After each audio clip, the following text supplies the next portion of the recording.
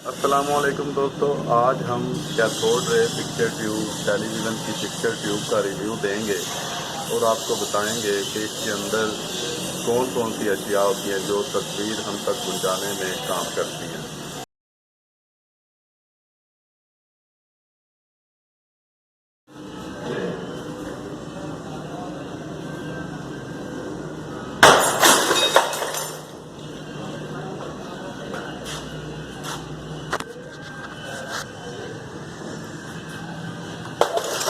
देख रहे हैं पिक्चर ट्यूब का मसला, हमने इसे तोड़ लिया है।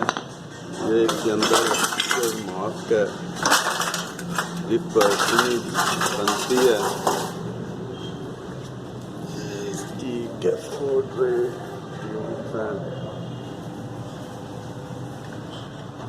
जिनमें से तीनों कलर निकलते हैं और ग्लास आप देख रहे हैं कितना मोटा है।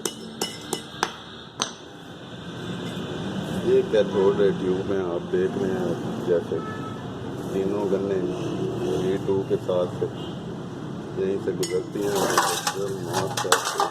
इसी में से तस्वीर फ्लैश होकर तक पहुँचती है। ये पाउडर जिस पर तस्वीर बनती है